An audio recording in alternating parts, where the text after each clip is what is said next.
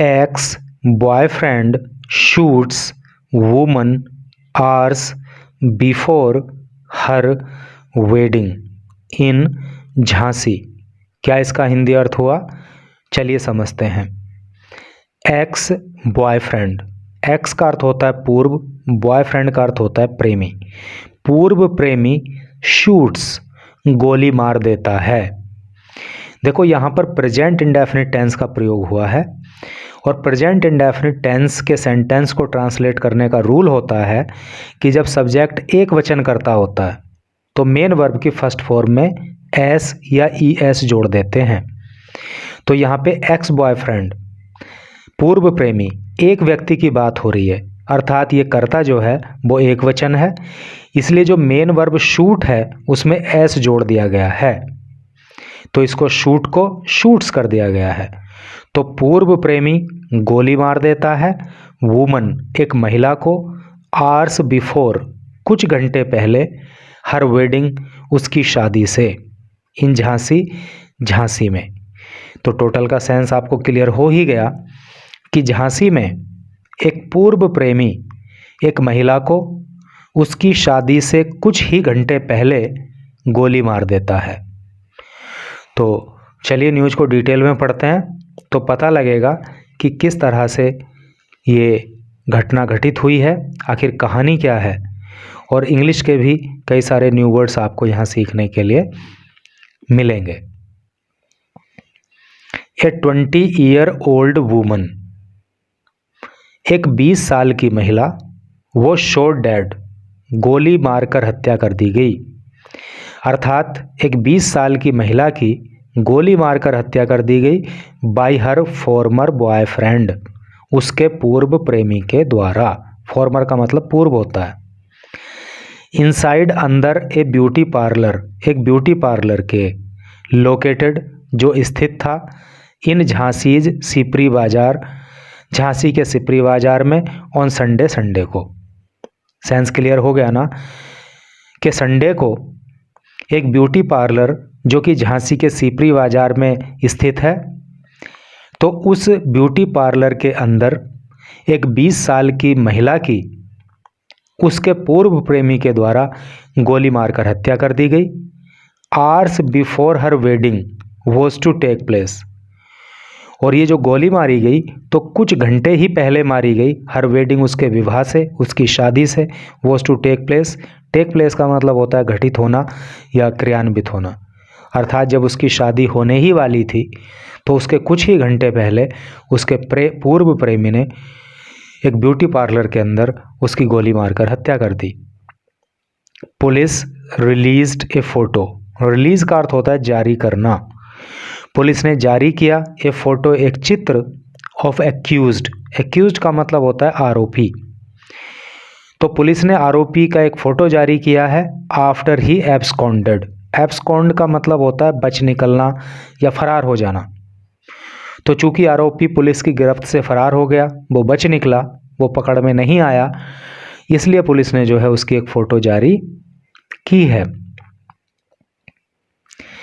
The woman, महिला, जिसका नाम था काजल अहीरवार, बिलोंग्स, जो निवासी थी कहाँ की, टू मध्य प्रदेश दतिया डिस्ट्रिक्ट। तो ये महिला, इसका नाम काजल अहीरवार था और ये मध्य प्रदेश के दतिया ज़िले की रहने वाली थी। हर मैरिज वॉज फिक्स्ड, तो उसकी शादी तय हुई थी। फिक्स का मतलब तय होना। उसकी शादी तय हुई थी विद ए मैन, एक आदमी के साथ, एक लड़के के साथ, फ्रॉम चिरगांव, जो कि चिरगांव का रहने वाला था, इन झांसी डिस्ट्रिक्ट, झांसी ज़िले में। तो इसकी शादी झांसी ज़िले के रहने वाले, झांसी ज़िले के अंदर चिरगांव के रहने वाले एक व्यक्ति के साथ फिक्स हुई थी। द एक्यूज्ड, और ये आरोपी जिसका नाम दीपक गौतम है, जिसकी उम्र 30 साल है। हु इज़ द नेबर, जो नेबर है, नेबर का मतलब पड़ोसी, जो पड़ोसी है ऑफ द विक्टिम, पीड़िता का। विक्टिम का मतलब होता है पीड़िता या मृतिका, क्योंकि अब तो उसकी मौत हो गई है। तो ये दीपक नाम का आरोपी, जो कि इस विक्टिम का, इस पीड़िता का पड़ोसी भी है had been allegedly harassing. Allegedly का मतलब होता है कथित रूप से, हरास का मतलब होता है तंग करना। तो कथित रूप से ये तंग करता रहा है हर उसको फॉर सम टाइम, कुछ समय से। तो ऐसा बताया जा रहा है कि दीपक नाम का ये आरोपी इस महिला का पड़ोसी भी था और ये कुछ दिन से जो है, कुछ समय से इसको परेशान कर रहा था। इस वर्ड को याद करना बड़ा इम्पोर्टेंट है। हरास, इसका मतलब होता है तंग करना या परेशान करना या उत्पीड़न करना। काजल्स फैमिली हैड डिसाइडेड, काजल के परिवार ने डिसाइड किया था। देखो यहाँ पे पास्ट परफेक्ट टेंस का प्रयोग है क्योंकि हेल्पिंग वर्ब हैड आ गया है और मेन वर्ब की थर्ड फॉर्म आ गई है। तो काजल के परिवार ने निर्णय लिया था टू होल्ड द वेडिंग, शादी करने के लिए, इन झांसी, झांसी के अंदर, टू अवॉइड, बचने के लिए, अवॉइड का मतलब बचना, दीपक, दीपक से। तो दीपक से बच सकें इसलिए काजल के परिवार ने झांसी में शादी करने का निर्णय लिया था।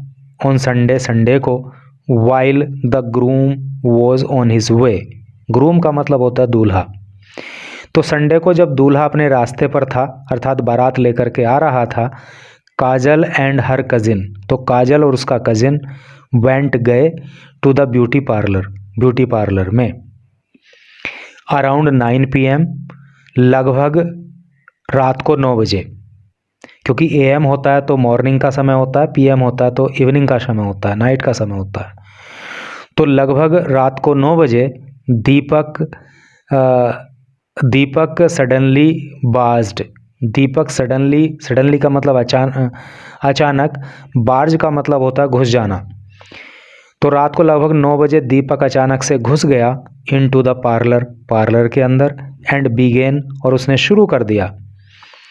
यहाँ पे पास्ट इंडेफिनिट टेंस है, मेन वर्ब की सेकंड फॉर्म आ रही है, और उसने शुरू कर दिया टू ड्रैग, खींचना या घसीटना, काजल, काजल को आउट, बाहर।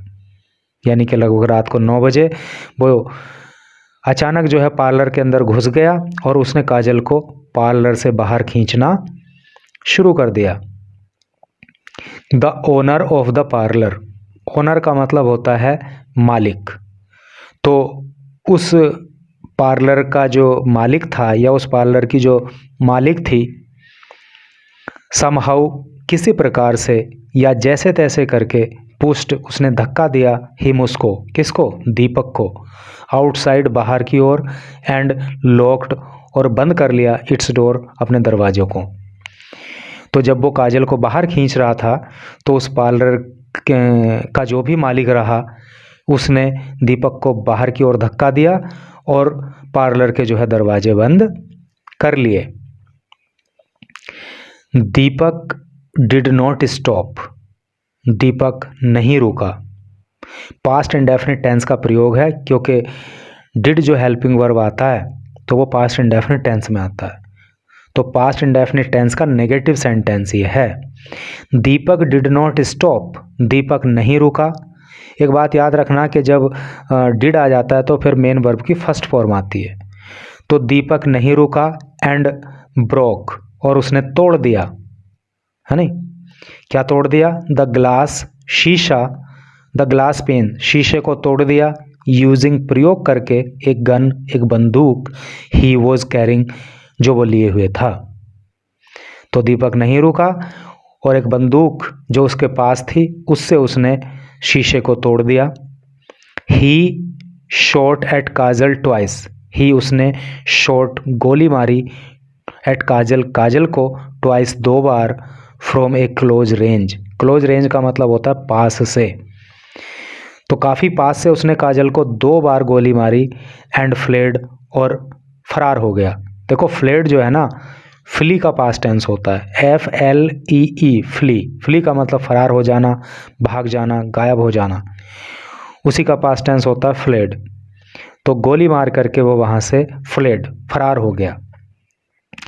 काजल वोज रस्ट, रश का मतलब होता है आनन फानन में ले जाना, जल्दी जल्दी ले जाना। तो काजल को तुरंत ले जाया गया to Jhansi medical college, Jhansi के मेडिकल कॉलेज में। वेयर जहाँ पे शी वॉज डिक्लेयर डेड, जहाँ पे उसे मृत घोषित कर दिया गया। ठीक है, तो आनन फानन में काजल को झांसी के मेडिकल कॉलेज ले जाया गया और वहाँ पे उसे मृत घोषित कर दिया गया। एक केस हैज़ बीन लॉज्ड, एक केस लॉज कर लिया गया। लॉज का मतलब होता है दर्ज कर लिए जाना। तो एक केस दर्ज कर लिया गया इन सिपरी बाजार पुलिस स्टेशन, सिपरी बाजार पुलिस स्टेशन में, अगेंस्ट द एक्यूज, आरोपी के खिलाफ। अगेंस्ट का मतलब विरुद्ध या खिलाफ। तो आरोपी के विरुद्ध या आरोपी के खिलाफ सिपरी बाजार पुलिस स्टेशन में एक केस दर्ज कर लिया गया। Senior superintendent of police SSP Jhansi said. देखो एसएसपी की फुल फॉर्म होती है सीनियर सुपरिंटेंडेंट ऑफ पुलिस और हिंदी में कहते हैं वरिष्ठ पुलिस अधीक्षक। तो झांसी के जो वरिष्ठ पुलिस अधीक्षक हैं उन्होंने ये वाली बात बताई। कौन सी बात? जो यहाँ पे लिखी हुई है कि पुलिस स्टेशन में जो है उसके खिलाफ केस दर्ज कर लिया गया। अरे ये थोड़ा सा नीचे रह गया था, अब तो आपको अब दिख रहा होगा ना आपको ये, ठीक है, अब क्लियर हो गया होगा। चलो अब पढ़ते हैं आगे। द एसएसपी एडेड, एसएसपी ने ऐड किया। ऐड का मतलब होता है जोड़ना। एसएसपी ने जोड़ा, क्या मतलब? अपनी बात में और आगे बात जोड़ी। तो एसएसपी ने आगे कहा, क्या कहा? 5 teams have been constituted. Constitute का मतलब होता है गठित करना। तो 5 टीमों का गठन किया गया है। देखो यहाँ पे प्रेजेंट परफेक्ट टेंस की पैसिव वॉइस है। क्यों है? क्योंकि यहाँ पे हेल्पिंग वर्ब आ रहा है हैव बीन और उसके बाद आ रही है मेन वर्ब की थर्ड फॉर्म। तो जब हैज बीन आ जाए या फिर हैव बीन आ जाए और उसके बाद मेन वर्ब की थर्ड फॉर्म आ जाए तो वहाँ पे प्रेजेंट परफेक्ट टेंस की पैसिव वॉइस होती है।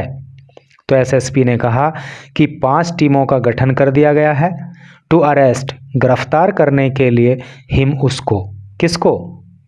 एक्यूज्ड को, आरोपी को। और आरोपी कौन है? दीपक। वी विल टेक, वी हम विल टेक लेंगे, स्ट्रॉन्ग एक्शन, कठोर कार्यवाही। कठोर कार्यवाही लेंगे क्या मतलब? कि हम कठोर कार्यवाही करेंगे। देखो यहाँ पर फ्यूचर इंडेफिनिट टेंस का प्रयोग है, क्योंकि मैं आपको बता दूं कि जब विल या शैल आ जाए ये हेल्पिंग वर्ब होता है और मेन वर्ब की फर्स्ट फॉर्म आ जाए तो वहाँ पे जो है फ्यूचर इंडेफिनिट टेंस होता है। एक दूसरी बात मैं आपको और बताऊं, वैसे तो जो जनरल रूल होता है ना ट्रांसलेशन का फ्यूचर इंडेफिनिट टेंस की, तो वो ये होता है कि आई के साथ और वी के साथ विल का प्रयोग नहीं करते बल्कि शैल का प्रयोग करते हैं और उसके अलावा सभी सब्जेक्ट के साथ विल का प्रयोग करते हैं। लेकिन विल का प्रयोग क्यों यहाँ पे किया गया है? एक नियम ये भी कहता है कि जब कोई काम करना बहुत ज़रूरी हो जाए, अत्यधिक आवश्यक हो, तो फिर नियम का उल्टा कर देते हैं, यानी कि आई वी के साथ विल का प्रयोग करते हैं और बाकी अन्य कर्ताओं के साथ शैल का प्रयोग करते हैं। तो यहाँ पे बहुत ज़्यादा आवश्यक हो गया ना उसको पकड़ना और उसके खिलाफ कार्यवाही करना, इसलिए वी के साथ विल का प्रयोग किया गया है, शैल का प्रयोग नहीं किया गया है। विल का प्रयोग होने से यह पता चलता है कि यह काम हमें करना ही करना होगा। We will take strong action, हम कठोर कार्यवाही करेंगे अगेंस्ट द एक्यूज्ड, आरोपी के खिलाफ। ये बात जो है एसएसपी ने कही कि हम आरोपी के खिलाफ जो है कठोर कार्यवाही करेंगे।